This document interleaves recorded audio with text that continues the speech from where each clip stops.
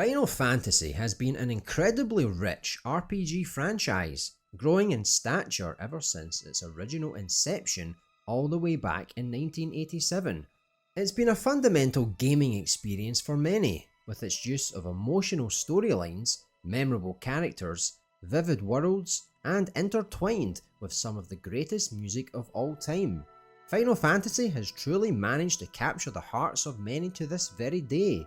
In today's video, I'd like to dive into what makes these games so impactful, from my own personal experiences and through an in-depth analysis of how they came to be so strong in these areas, and also why you should experience them for yourself if you haven't already. I'll start off with a little story about how Final Fantasy entered my own life. Coming off the back of the Sega Mega Drive, which was my first ever taste at gaming, I had never even heard about the concept of an RPG game, or even the term itself.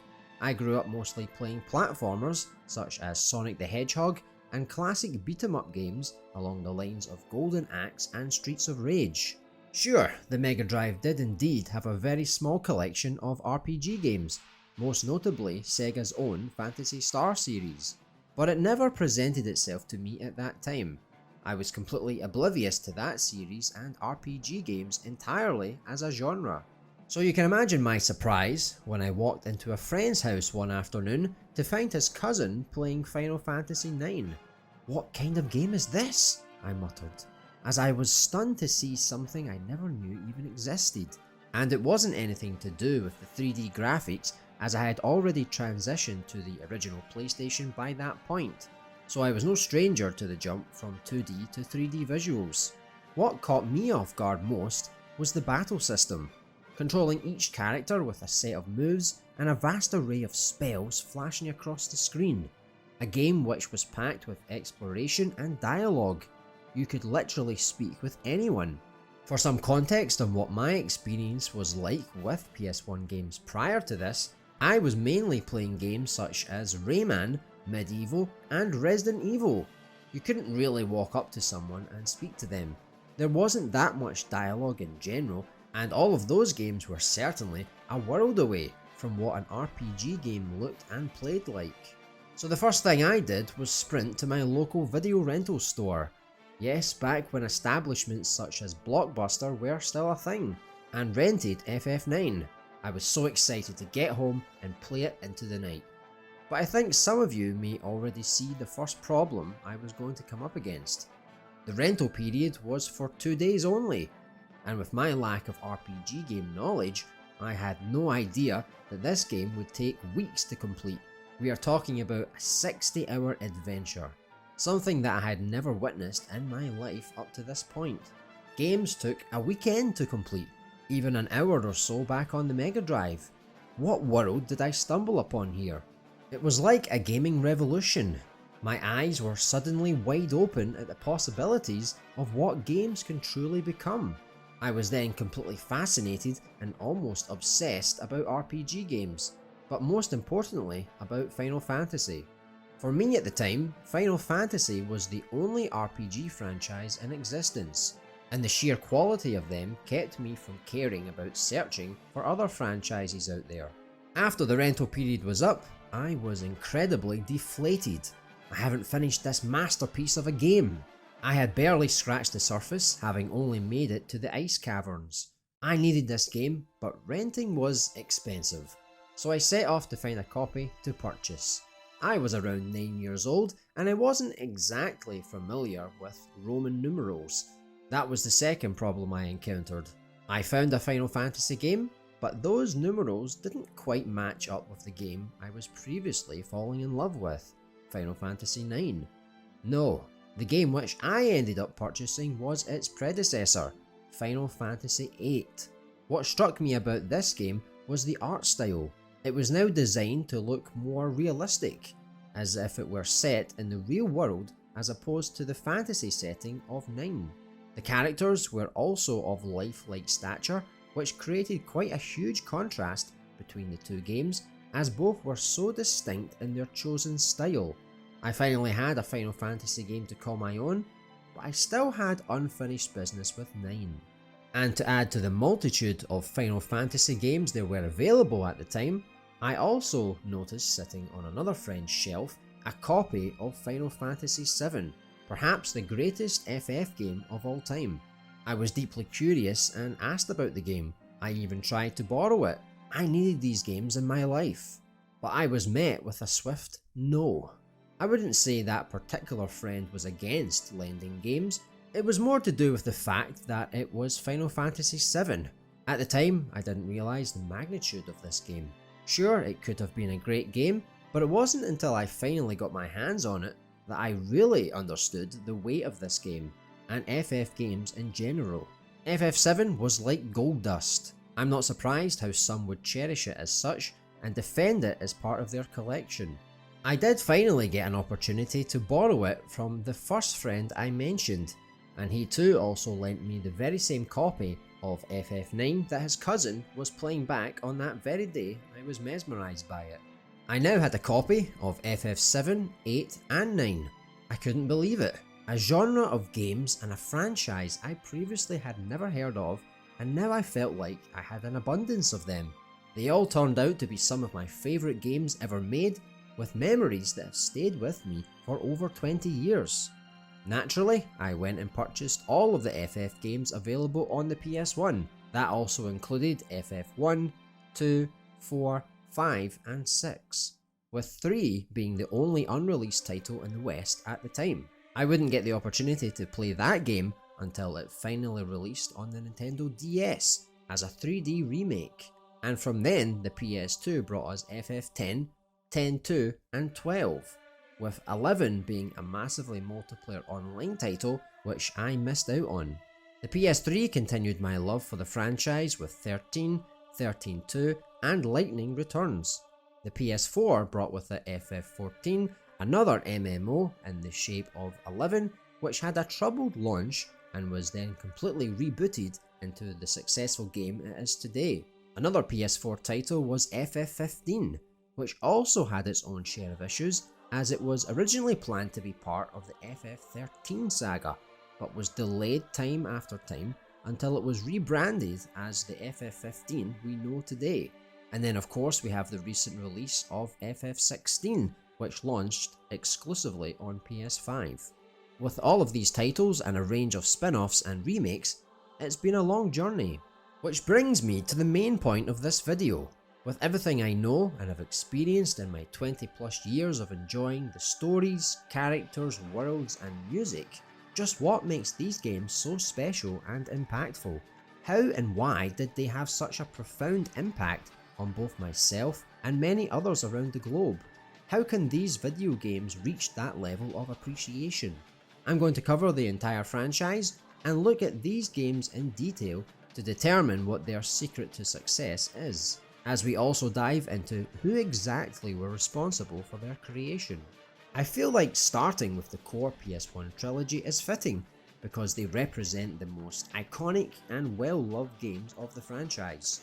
They encapsulate exactly what FF stands for, but at a time when they too were modern representations of what came before.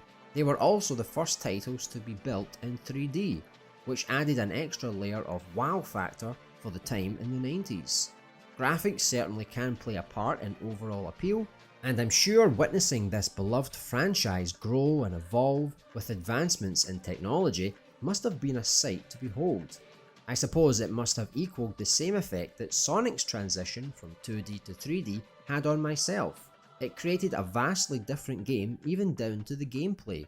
Final Fantasy VII began with one of the most iconic intro sequences ever made, with a sweeping train carrying our initial main protagonists, Cloud and Barret, on their mission to destroy a nuclear power plant reactor.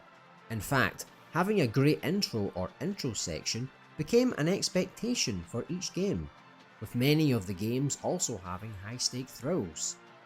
Who could forget the sudden introduction of Sin, annihilating the once vibrant and playful city of Zanarkand in FF10, or in FF4, when Cecil and Kain are tricked into the destruction of the town Mist. FF8 in particular grew to be one of my favourites, with an epic fight scene between the main protagonist Squall and antagonist Cypher. You always knew you would get off to a blast with most FF games. The CGI, or FMV sequences as they were known as, were also incredibly well done and really expressed the tense emotion within each scene. But what FF7 did so well with its opening was how it transitioned from a CGI scene into the opening gameplay scene, as the train screeched to a halt as Cloud and Barret charged immediately into battle with the iconic music and visceral sound effects as their enemies are blasted away as they are cut down by the incredible Buster Blade. These intros became so iconic and really set the tone for what was to come in their grand adventures. Believe it or not, weapons also played a big part in grabbing your attention, with Cloud wielding his massive Buster Sword, Barret with a Gatling gun for a hand, and iconic villain Sephiroth with his 10-foot long, frighteningly sharp Masamune blade. This would extend to FF8 with its iconic gun blades, another reason why that opening scene stood out as much as it did. Having exaggerated or incredibly well designed weapons was always a highlight and really gave each character an extra layer of depth to their personality. Kain with his Dragoon Lance crashing down on his enemies in FF4.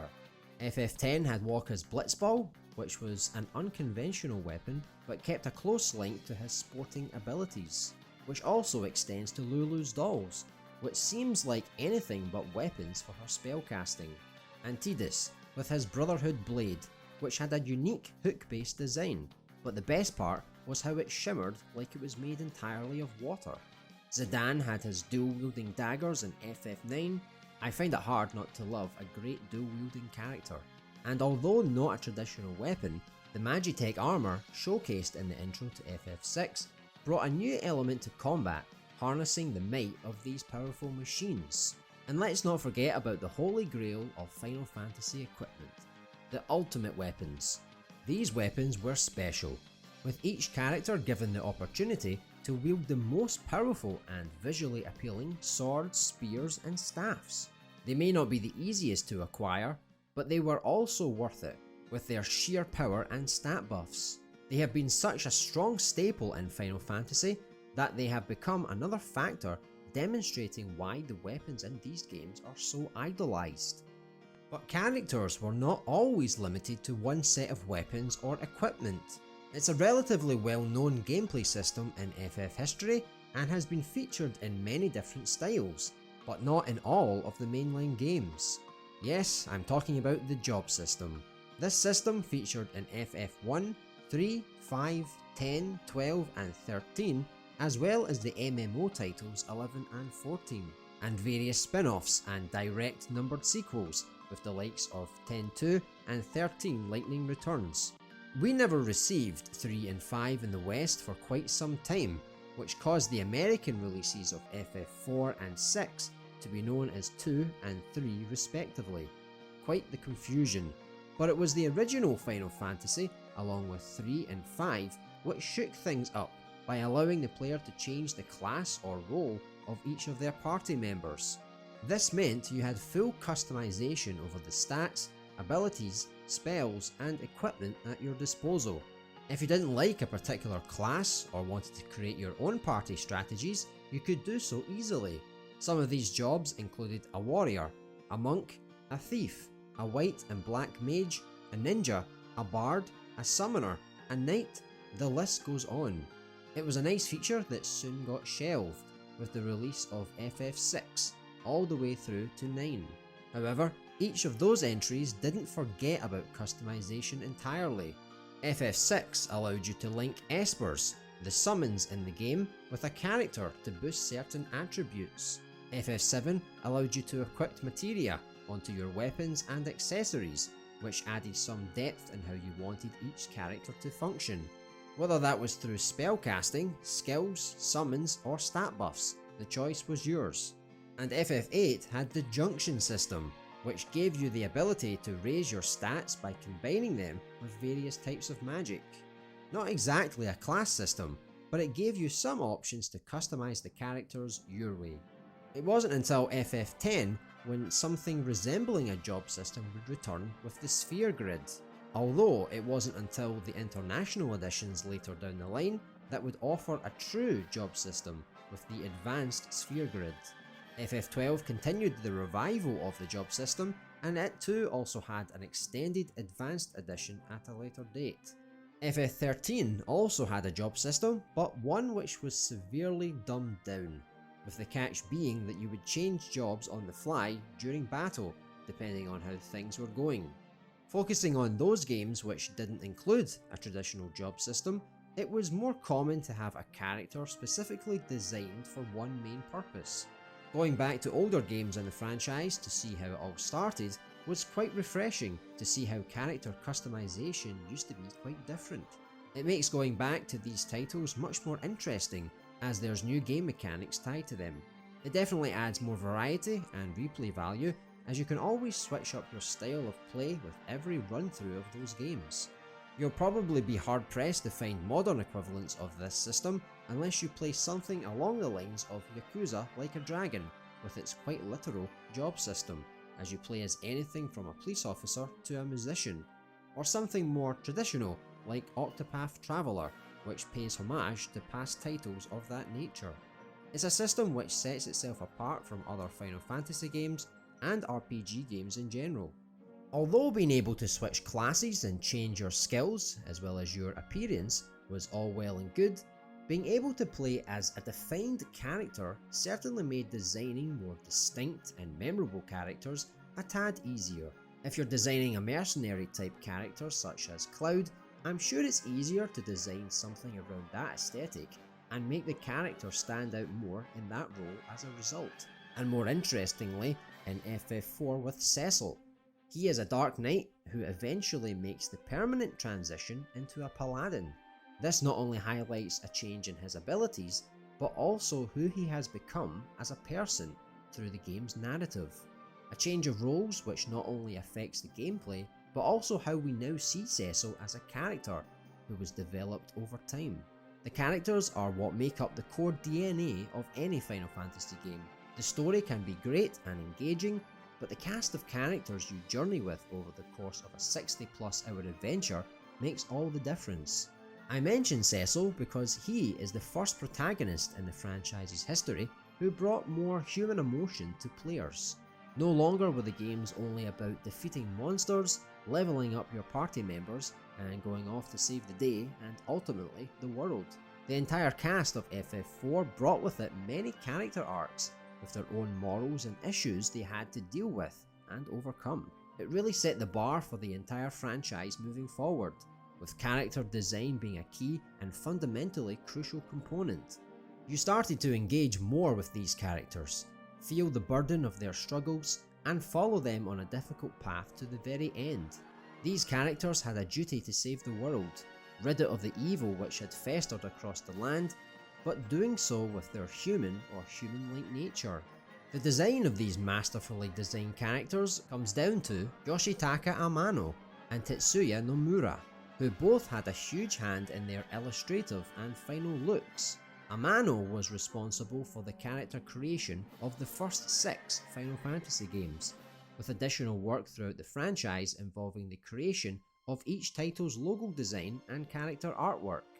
Nomura began his Final Fantasy career working on monster designs for FF5, before working alongside Amano with the character designs of FF6. He would go on to take the lead role of character design from FF7 onwards, designing legendary characters across the entire franchise, including the Kingdom Hearts series of games. Both of these incredible designers came up with a long list of iconic and well-loved characters, such as Cecil, Kain, Terra, Celes, Kefka, Cloud, Tifa, Aerith, Sephiroth, Squall, Rinoa, Cypher, Zidane, Vivi, Kuja, Tidus, Yuna, Auron, Wakka, Riku, Lulu, Jet, Lightning, Noctis, and the many versions of Cid. There are even some very odd characters specifically from FF9, which are unforgettable in their own right, Quina and Amarant Koro. These characters I've mentioned are but a mere speck of who you will get to know and fight alongside. Covering them all would take an entire video or series of videos, just to scratch the surface. The bountiful supply of characters ensures that every game is packed full of interesting personalities to come across.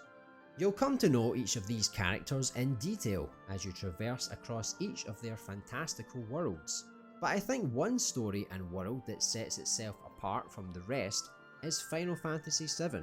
The game was very much a mirror of real-life scenarios, involving eco-terrorists, pollution, and a dying planet caused through the actions of mankind.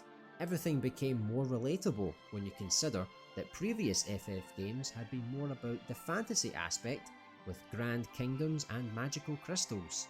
This was a game which did things differently, and yet still managed to capture the essence of what made a great FF title.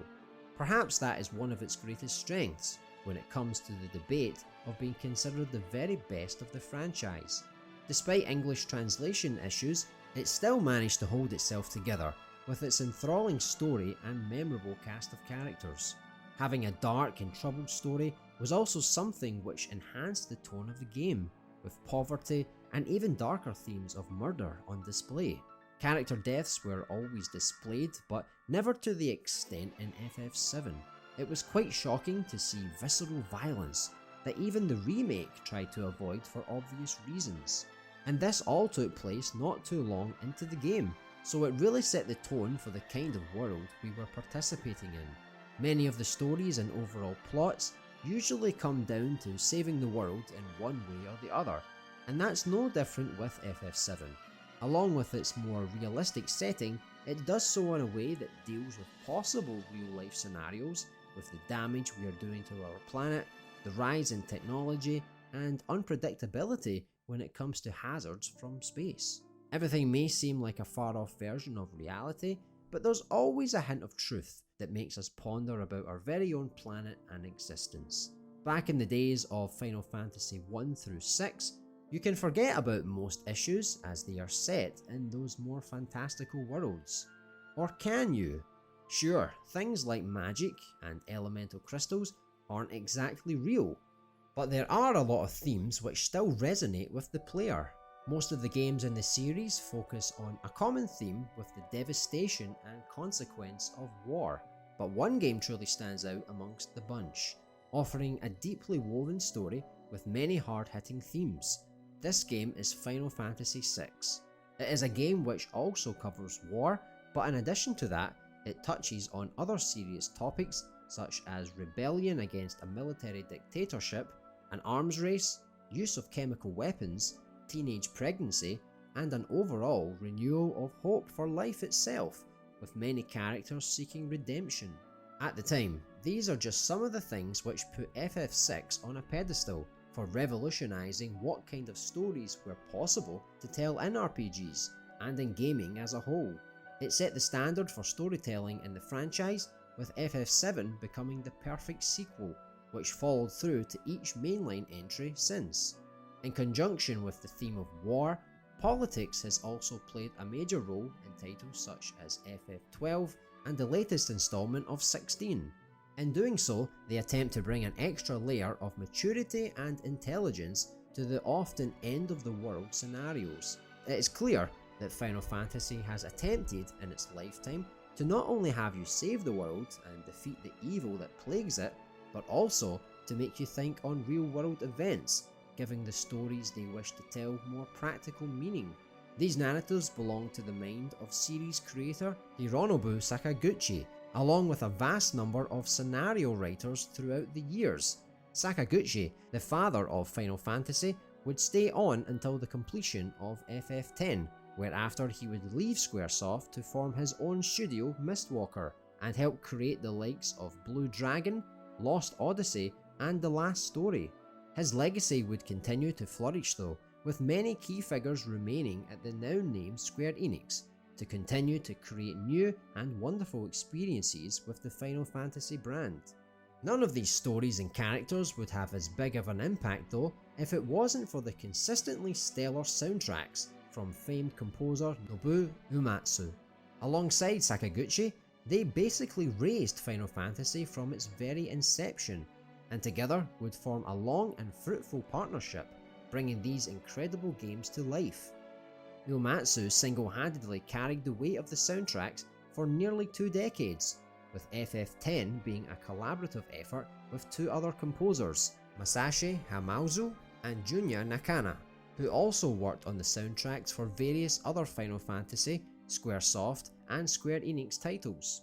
One of the most important and recognisable tracks would have to be the title interludes. Most of the games remix the original interlude in order to keep a consistent theme across the franchise, which changes ever so slightly to further create each game's own identity. It's the first piece of music you are presented with, giving off a feeling of beauty and wonder. Battle and victory themes followed the same format of modifying the classic sounds to present something new yet familiar. This kept a connection between each of the games despite having no real ties related to story or characters. The energy these themes provided, alongside the feeling of success after conquering your opponents, made each and every battle memorable. It's not easy to keep the same themes playing over and over again as you take on hundreds of encounters throughout your lengthy adventure. These tracks had to hit hard and remain catchy even after the credits rolled, and that extended to every location you ever visited. Whether it was a town, a castle, a cave, everything had a great track attached to it. Both in and out of battle, you were treated to a wealth of unforgettable tracks. Music played a huge role in the success of these games, and the soundtracks can easily be listened to and enjoyed in their own right. Who can forget Liberi Fatali, the track which accompanied the epic opening of FF8? One Winged Angel, as you face off against the devastating Sephiroth in FF7. The intense battle at the Big Bridge from FF5, and even more somber and emotional tracks that include Someday the Dream Will End, as the party from FF10 make their way to Zanarkand, and Theme of Love from FF4, which was the first real romance of the series between Cecil and Rosa. Further evidence of how Final Fantasy has stood the test of time, continuing to reinforce its legacy of classic games and impact new players, can also come down to the many re-releases, remasters and remakes. Final Fantasy games have been ported to numerous consoles and handhelds, including the Game Boy Advance and PSP. It is also relatively easy now to play past games on modern consoles, PC and mobile, with the release of the Pixel remasters and remastered versions of 7 through to 12. It is a collection of games that can be acquired many times over, with some introducing new bonus content or gameplay tweaks. Past games such as FF3 and 4 have been given the low poly remake treatment on the Nintendo DS, and most recently a big remaster of Crisis Core for modern consoles. But it's Final Fantasy VII Remake which has possibly stolen much of the limelight. The remake has been planned to take place over 3 separate games, with Rebirth being the confirmed sequel as of this recording. FF9 has also had rumours of an upcoming remake, so I would expect to see a lot of the older titles be given this kind of treatment, with the assumption that they are all a success. And beyond the mainline games, there has always been a slew of spin-offs, which have dabbled in multiple genres, which include rhythm games, racing, dungeon crawlers, fighters, top-down tactical games, and even a Monster Hunter style game. There's plenty of experiences to be had within the Final Fantasy universe. It's a franchise that hooked me in from a very young age and hasn't let go since. I hope anyone new to Final Fantasy can find their own impactful moments, which I'm sure haven't diminished as much through the aging of time. We've covered a lot about various ways in which Final Fantasy has impacted so many of us, through their iconic intros, eye-catching weapons, their unique class and job systems, the various memorable characters, storylines, and music which tied the whole experience together, and how the older games are never forgotten with their many modern releases. It's never been a better time to explore the series with its current availability, and I'm sure you'll pick up on many of those iconic features which make Final Fantasy so profoundly impactful. But I want to hear from you now. What impacted you the most from your time playing these games? Let's discuss down in the comments below. And for more Final Fantasy content, subscribe and stick with Little Big Animation.